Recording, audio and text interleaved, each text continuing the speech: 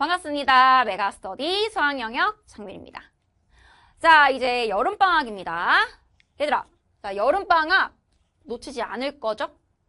너무나도 황금 같은 중요한 시기입니다. 그래서 우리가 1학기 때 이제 뭐 잘 본 사람도 있을 거고 망친 사람도 있을 거고 어찌됐건 만회할 수 있는 너무나도 중요한 기회가 되는 그런 시간이기 때문에 절대 놓쳐서는 안 되고요. 오늘 쌤이 듣기 싫더라도 약간의 잔소리를 좀 할게요.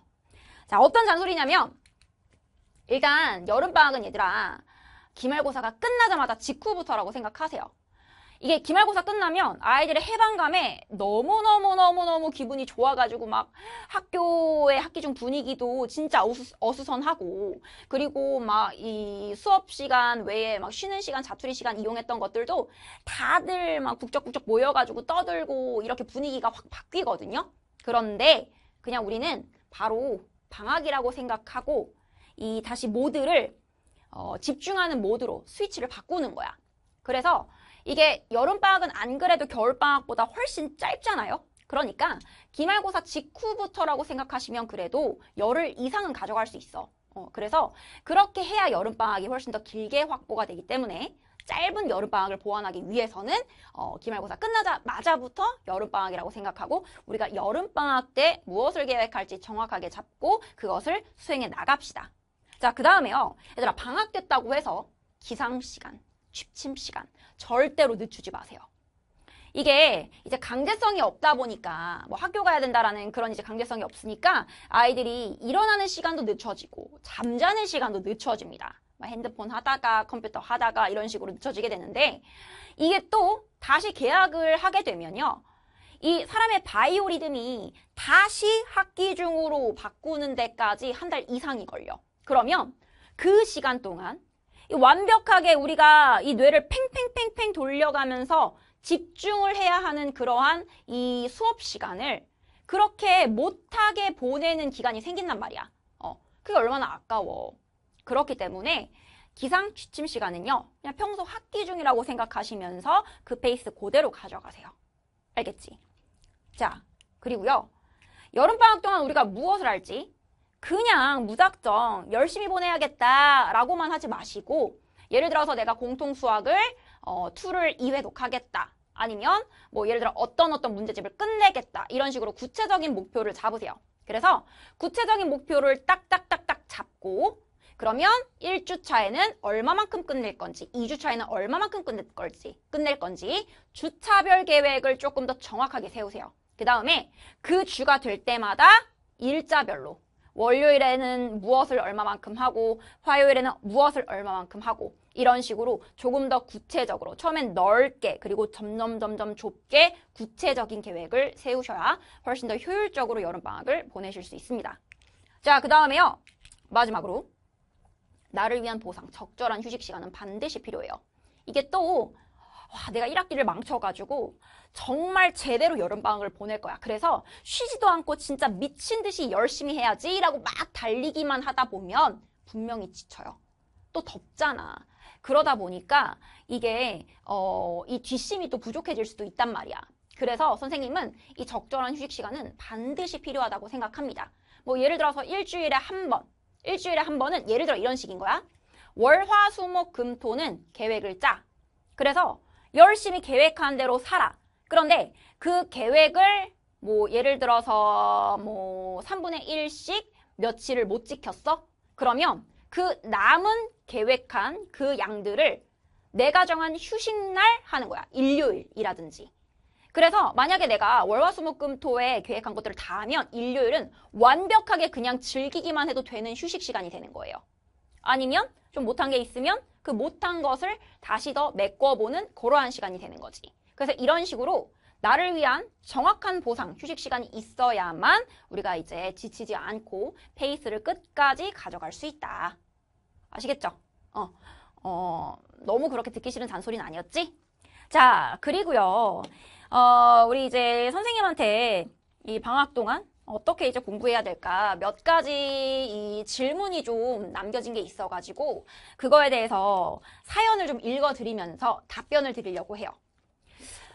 일단은 모모 친구라고 하는 사연인데 뭐냐면 안녕하세요. 저는 중학교 때까지 양치기로 수학 B정도를 유지했습니다. 그런데 가장 중요한 시기 고1 전 겨울방학 때 아버지가 아프셔서 갑자기 제가 병원에 함께 지내게 되었고 그러다 보니 공부는 손을 놓다시피 했대요. 그래서 입학 후 기초가 하나도 없이 수업을 듣는 게 너무 힘들어서 수포자가 되어가지고 등급이 아주 떨어졌대. 그래서 만회하고 싶은데 어디서부터 시작을 해야 따라잡을 수 있을까? 너무 간절해요. 도와주세요 선생님 이라는 사연을 남겼어요. 일단 그러면 지금 1학년 학생이고 이제 기말고사가 끝났으니까 공통수학 1을 거의 끝냈겠죠? 그죠? 학교에서 대부분 공통수학 1 1학기 때 끝나니까. 그럼 이제 공통수학 2를 시작할 단계인데요. 사실 공통수학 2를 나가는 데 있어서 뭐 공통수학 1이 부족하다고 해서 공통수학 2를 진도를 나갈 수 없다거나 하진 않습니다. 공통수학 2는요. 공통수학 2대로 지금부터 진도를 빼세요. 지금부터라도 여름방학 때 우리 2학기 시험 과목인 공통수학2 열심히 하시면 충분히 따라잡을 수 있고요. 그리고 공통수학1도 사실 정말 중요한 과목이거든요. 고등학교 2학년 올라가가지고 대부분 대수와 미적분 1을 하는데 공통수학 1의 내용도 아주 많이 간접적으로 같이 출연을 합니다. 그래서 공통수학 1도 공부를 해야 되는데 그럼 이걸 어디서부터 어디까지 해야 되냐. 일단은 이미 우리가 내신 시험은 공통수학 1을 지나갔기 때문에 공통수학 1을 막 엄청 고난도 문제까지 파가지고 열심히 막 공부를 한다던가 거기까지의 깊이는 지금은 좀 다른 게 급하니까 미뤄두시고요. 교과서에 있는 예제 문제 그런 거 있지. 교과서에 있는 예제 문제 정도는 다 풀 수 있도록 공통수학 1을 복습하세요. 어차피 교과서에는 일반 유형 문제집처럼 문제가 그렇게까지 많이 실려있진 않잖아. 그래서 교재에 있는 교과서 교재에 있는 그 공통수학 1의 기본적인 문제들만 좀 확실하게 풀 수 있도록 잡아두셔도 우리가 2학년 때 올라갔을 때 배워야 되는 대수와 미적분 1을 공부하는 데 있어서는 발목을 잡지 않을 겁니다. 그리고 이제 여름방학 시작이니까요. 공통수학 2 열심히 하시면 충분히 따라잡으실 수 있어요. 오케이? 자, 그 다음 두 번째 사연 볼게요. 선생님, 개념원리 수투, 이모모 학생이에요. 개념원리 수투 열심히 듣고 있습니다. 그런데 고1 때 너무 놀았던 탓인지 고1 수학 빈틈이 자꾸 보입니다. 자, 고1 수학을 지금 시작하기엔 너무 늦은 걸까요? 라고 하는데, 방금 선생님이 앞에서 답변 드린 내용하고 비슷한 답변이 있는데 뭐냐면, 자, 교과서에 있는 예제 문제들, 유제 문제들을 다 풀 수 있을 정도만 되어도 고2 수학 하는데 발목 잡지 않습니다. 그래서 어차피 우리가 고1 수학 같은 경우에는 수능에 간접적으로 연계되는 거지 직접적으로 수능 문제로 주제가 돼서 출제되는 건 아니잖아. 그러니까 대수 미적분 1을 하기 위해서는 고1 수학이 반드시 필요한 건 맞지만 이제 기본적인 유형 문제들만 확실하게 풀 수 있어도 된다. 오케이? 그래서 자, 고1 수학 지금 시작 하셔야 돼요. 우리 수투 지금 하고 있다고 했으니까 뭐 미분 다항함수의 미분법, 적분법 하고 있겠네. 그러면 고1 수학 안 되어 있으면 진짜 힘들거든요. 그래서 고1 수학 하세요. 고1 수학 하시고 특히 수투를 하는데 그러면 고1 수학이 어디가 중요하냐면 함수편 중요합니다. 함수편 중요하기 때문에 이런 부분에 있는 예제 문제들 확실하게 풀어두시고 잘 메꿔두시면요. 수투 진도 나가는 데 있어서 크게 무리 없어요. 그런데 이제 고1이 전체적으로 다 좀 구멍이 많았다 하면 그냥 고1 수학 전부 그냥 교과서에 있는 문제만 한 번씩 다 풀어본다는 마음으로 풀어보시고 메꿔주세요. 그러면 이제 이 고2, 고3 돼가지고 우리가 수학 문제 푸는 데 있어서에 나오는 고1 내용들은 크게 무리가 없이 발목 잡지 않는다. 자, 그 다음 마지막 차 땡땡 학생입니다. 내신은 2등급까지 올렸는데 2학기 때 1등급으로 올리려면 오답 노트까지 쓰는 게 방법일까요? 그리고 모의고사를 보면요. 항상 객관식 17번까지는 무난하게 푸는데 18, 19, 20, 21 그리고 단답은 27, 28, 29, 30번 푸는 시간은 남는데 손은 못 대겠어요. 어떻게 극복할 수 있을지 알려주세요. 아하. 일단 자, 내신은 2등급까지 올렸는데 1등급까지 올리려면 오답 노트까지 쓰는 거? 오답 노트 쓰는 거 방법이죠. 네, 괜찮아요. 그런데 나는 이제 오답 노트를 쓰기 위한 그 본질이 뭐 스크랩 하는데 재미를 붙이진 말고 그냥 여러 번 푼다라는 거에 좀 포커스를 맞춰가지고 쓰셨으면 좋겠어요. 선생님은 사실 오답 노트를 막 작성하는 학생은 아니었어. 나는 그 노트에다가 이렇게 문제를 다 쓰고 막 이 시간이 아까웠거든. 그래서 선생님은 틀린 문제가 있으면요, 그 틀린 문제에다가 표시를 했어요. 근데 이 표시를 할 때 어느 정도로 몰라서 틀렸는지, 실수로 틀렸는지 그거에 대한 나만의 기호를 만들어서 그 문제 위에다가 표시를 했어. 그래서 여러 번 풀 때마다 그 문제 위에 표시를 하고 이거를 다시 풀었을 때 맞을 때까지 풀었습니다. 근데 이 맞을 때까지가 애매하게 고민하다가 맞는 게 아니라 보자마자 어떻게 푸는지 바로 풀이가 슉슉슉슉슉슉 나올 수 있을 때까지 풀었어.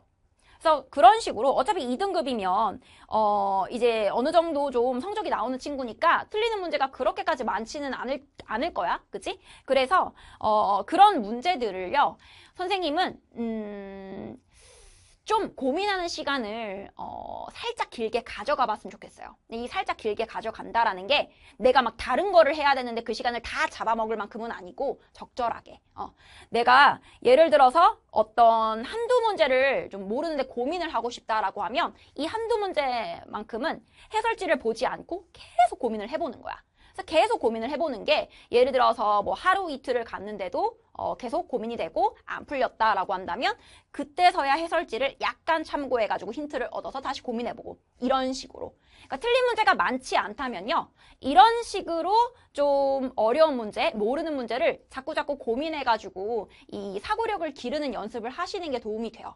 그래서 너무 오답 노트를 작성해야 된다라는 거에 꽂히지 말고 그냥 틀린 문제를 여러 번 풀어보고 고민하는 문제는 적절하게 진짜 고민을 충분히 해보는 시간을 갖자.